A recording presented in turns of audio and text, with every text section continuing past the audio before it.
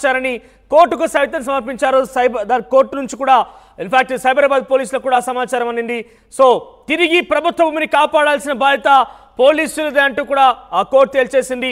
ఇక మల్లారెడ్డి హల్చల్ చేశారు. గతంలోనే ఒక నెల రోజుల క్రితం 82 సర్వే నెంబర్లో గల భూమి మొత్తం కూడా తనదే, కానీ ఇతరులు వచ్చి కబ్జా చేస్తున్నారంటూ కూడా పోలీసులకు రక్షణ ఇవ్వాలంటూ కూడా ఆయన ఆరోపించారు. మామూలు ఇద్దరు కూడా కలిసి ఆ సమీప ఆ స్థలానికి వెళ్ళి ఆ భూమి ఉన్న చోటుకు వెళ్ళి పెద్ద ఎత్తున రాద్ధాంతం చేశారు.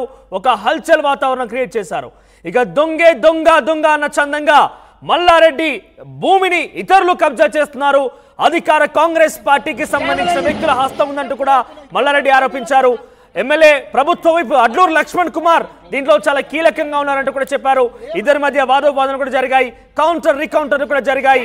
ఇక కానీ రెవెన్యూ అధికారుల ఇన్వాల్వ్మెంట్ తోని ఆ పూర్తి భూమి సర్వే చేసిన తర్వాత నిర్ధారణకు వచ్చిన అంశం ఏంటంటే మల్లారెడ్డియే ఈ సర్కార్ భూమిని కబ్జా చేశారు.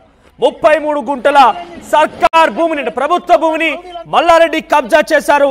ఇక సుచిత్రలోని సర్వే నెంబర్ 82లోని వివాదాస్పదమైన భూములపై రెవెన్యూ శాఖ అధికారులు బుధవారం హైకోర్టుకి నివేదిక అందించారు. ఈ భూ వివాదంలో గతంలోనే 15 మంది బాధితులు హైకోర్టును ఆశ్రయించారు. అయితే కోర్టు కేసులు ఆదేశాలున్నప్పటికీ 33 గుంటలకు పైగా భూమిని మల్లారెడ్డి ఆక్రమించారంటూ కూడా ఈరోజు రెవెన్యూ అధికారులు నిర్ధారించారు. ఫెన్సింగ్ తొలగించి ఆక్రమించుకునే ప్రయత్నం చేశారని ఆరోపించారు. సర్వే రిపోర్టును కోర్టు ద్వారా సైబరాబాద్ పోలీసులు అందజేశారు. ఇక ప్రభుత్వ భూమిలోకి ఇతరులు ఆక్రమంగా ప్రవేశించకుండా ఏర్పాట్లు చేయాలని కూడా సూచించారు.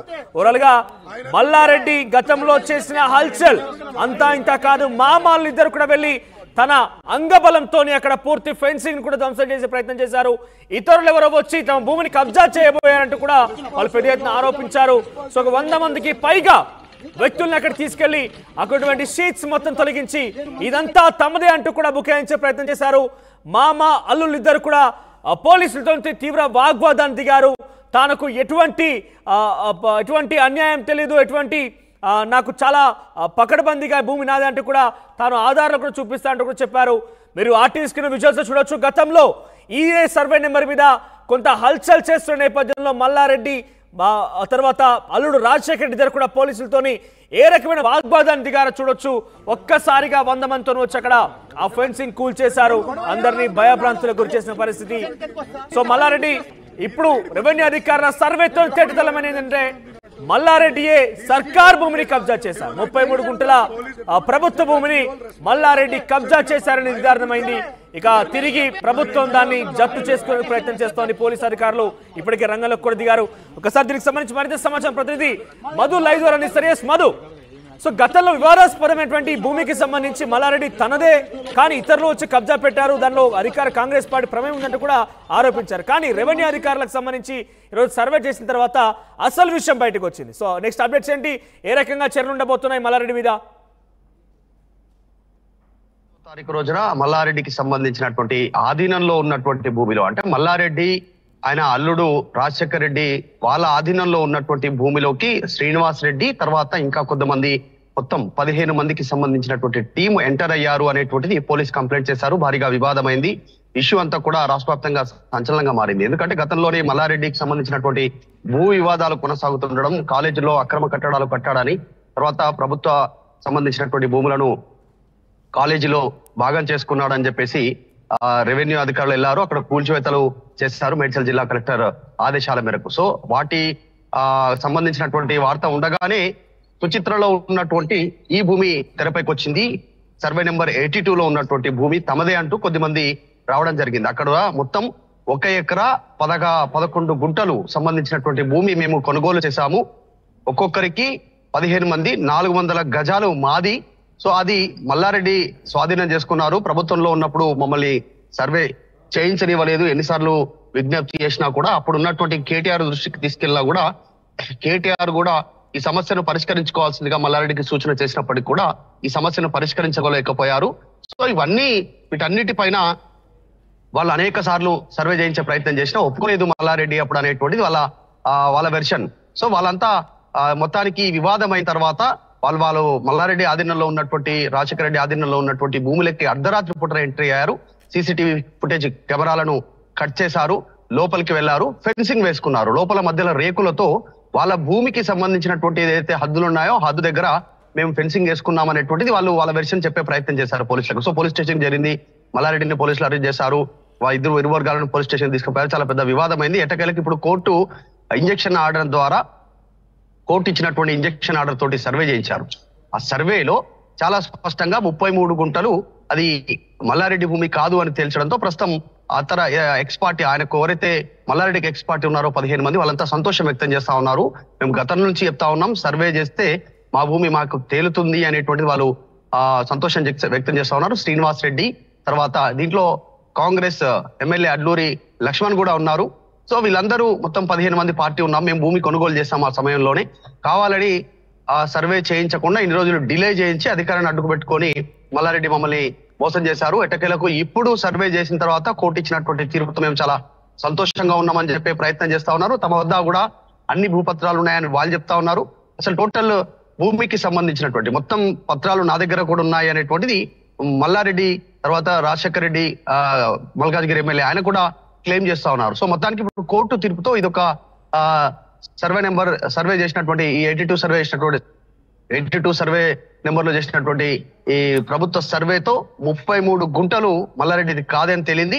ఇక ముందు దీనికి సంబంధించినటువంటి వివాదం ఏ రకంగా ముందుకు వెళ్తుంది, దీనిపైన మల్లారెడ్డి రకంగా స్పందిస్తారు, ఆ ఇరు వర్గాలు స్పందిస్తాయనేటువంటిది చూడాలి.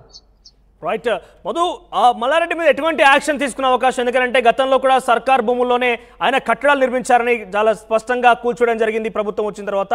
సో ఈ రోజు ఏకంగా సర్కార్ భూమిని కబ్జా చేసి తన భూమిని వేరే వాళ్ళు కబ్జా చేశారని ఒక రకంగా వాగ్బోధం దిగడం కావచ్చు, అక్కడ పెద్ద హల్చల్ చేయడం కావచ్చు. చూసిన తర్వాత మల్లారెడ్డి మీద ప్రభుత్వ భూమి కబ్జా విషయంలో ఎటువంటి యాక్షన్ తీసుకునే అవకాశం ఉంది? ఎగ్జాక్ట్లీ, ఎందుకంటే గతంలో మేడ్చల్ జిల్లా కలెక్టర్ ఇచ్చినటువంటి ఆదేశాల మేరకు ప్రభుత్వానికి సంబంధించినటువంటి పార్కు భూమిని కాలేజీకి వెళ్ళేటువంటి సమయంలో రోడ్డు వేశారని చెప్పేసి దాన్ని తొలగించారు. తర్వాత ఒక దగ్గర ప్రహారీ కూడా కట్టారని చెప్పేసి తొలగించారు. తర్వాత గండిపేట తర్వాత వేరే ప్రాంతంలో మల్లారెడ్డి కాలేజీకి సంబంధించినటువంటి ప్రాంతంలో FTL చెరువు భూమిని కబ్జా చేశారు అనేటువంటి తెలియ అక్కడ అక్రమ నిర్మాణాలు కట్టారని తెలియడంతో వాటిని కూల్చివేశారు. సో ఆ రకంగానే ఈ రకంగా వచ్చినటువంటి కోర్టు ఆదేశాలను పాటించాల్సినటువంటి అవసరం ఉంటుంది. ఈ భూమిని ఎవరిదో ఆ భూమి అనేటువంటిది ఇప్పుడు 15 మందిలో ఎవరెవరికైతే 33 గుంటల్లో భూమి తేలుతుందో వారి దగ్గర ఉన్నటువంటి పత్రాల ప్రకారం వారికి అప్పజెప్పే అవకాశం ఉంటుంది. కాకపోతే మల్లారెడ్డి పై కోర్టులను కూడా ఆశ్రయించేటువంటి అవకాశం ఉంటుంది. ఎందుకంటే తన దగ్గర కూడా పత్రాలు ఉన్నాయంటున్నారు. ఈ 15 మంది ఏదైతే క్లెయిమ్ చేస్తా ఉన్నారో ఆ భూమి మిలిటరీ ఏరియాలో పోయింది అనేటువంటిది మల్లారెడ్డి క్లెయిమ్ చేస్తా ఉన్నారు. మల్లారెడ్డి గాని మల్లారెడ్డి అల్లుడు గాని ఆ ఎదురుగా ఉన్నటువంటి రోడ్డు అవతల ఉన్నటువంటి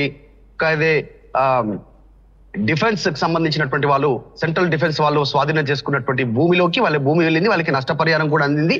ఆ భూమిని ఆ సర్వే నెంబర్ వేరు, ఇప్పుడు మేము ఉంటున్నటువంటి సర్వే నెంబర్ వేరు, ఆ సర్వే నెంబర్ ని ఇందులో కలిపి చూపిస్తా ఉన్నారు. భూమి అమ్మినటువంటి వ్యక్తి వీళ్ళను కావాలని తప్పుదో పట్టించి నా భూమిపైకి పంపుతున్నట్టు మల్లారెడ్డి క్లెయిమ్ చేసేటువంటి అవకాశం ఉంది. గతంలోనే ఆయన కూడా ఆర్టీవీతో మాట్లాడారు ఇదే అంశం పైన. మల్లారెడ్డి అల్లుడు భూమికి సంబంధించినటువంటి పూర్తి పత్రాలు ఉన్నాయి. ఇప్పుడు గత కొన్ని సంవత్సరాల నుంచి మా అధీనంలో ఉంది భూమి, దీనిపైన మేము కూడా కోర్టుకు వెళ్తాము అనేటువంటిది ఆయన చెప్తా ఉన్నారు. ప్రభుత్వ కక్ష సాధింపు చర్యలు కొనసాగుతున్నాయి అనేటువంటిది ఆయన మల్లారెడ్డి వెర్షన్ అదంతా కూడా. కానీ కోర్టు ఇచ్చినటువంటి తీర్పును మాత్రం ఖచ్చితంగా ప్రభుత్వం అమలు చేయాల్సినటువంటి అవసరం ఉంటుంది. పోలీసులు కూడా ఎంటర్ అయ్యే అవకాశం ఉంటుంది. ఇంజెక్షన్ ఆర్డర్ ఉంది, దాని ప్రకారమే వాళ్ళు 33 గుంటలు వారికి స్వాధీనపరిచే అవకాశం ఉంటుంది. ఒకటే గేట్ ఉంది, ఈ మల్లారెడ్డి భూమి దాటి అటు పోవాల్సినటువంటి అవసరం ఉంటుంది. మరి ఎట్లా దీన్ని సమస్య పరిష్కారం అవుతుంది, ల్యాండ్ ఆర్డర్ ఇష్యూ కాకుండా దీన్ని ఇంప్లిమెంట్ చేసే అవకాశం ఉంటుంది. మరి మల్లారెడ్డి కూడా హైకోర్టుకు వెళ్ళి స్టే తీసుకునేటువంటి అవకాశాలు ఉండొచ్చు. ఏం జరుగుతుందో చూడాలి. ఇంకా ఈ కేసు కొనసాగేటువంటి అవకాశం కనిపిస్తాం. Thank you. ఓవరాల్ గా సంబంధించి మల్లారెడ్డి సుచిత్ర సమీపంలో 82 సర్వే నెంబర్లో గల వివాదాస్పదమైన భూమి రెవెన్యూ అధికారులు నిగ్గు తేల్చారు. దానిలో ఉన్నటువంటి కుట్రలను బయటపెట్టారు. సర్కార్ భూమిని ఏకంగా మల్లారెడ్డి కబ్జా చేశారన్న విషయాన్ని రెవెన్యూ అధికారులు కోర్టుకు సమర్పించారు. సో కోర్టు కూడా ప్రభుత్వం తిరిగి జప్తు చేసుకోవాలని రకంగా ఆదేశాలు కూడా జారీ చేసింది. ఒకసారి గతంలో ఇదే సర్వే నెంబర్లో జరిగినటువంటి ఆ ఘటన కావచ్చు, వివాదాస్పదమైన భూమిలో జరిగినటువంటి ఒక హల్చల్ వాతావరణంలో మల్లారెడ్డి పోలీసులతో తీవ్ర వాగ్వాదానికి కూడా దిగారు. ఒకసారి ఆ వాగ్వాదానికి సంబంధించి విజువల్స్ మనం చూద్దాం.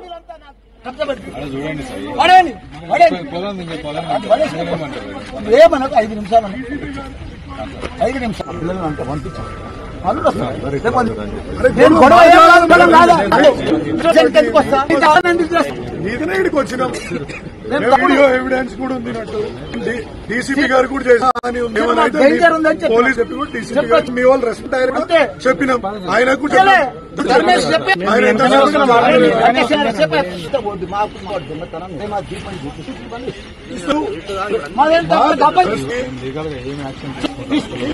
రెస్పాన్స్ ఏం కావాలి రెస్పాన్స్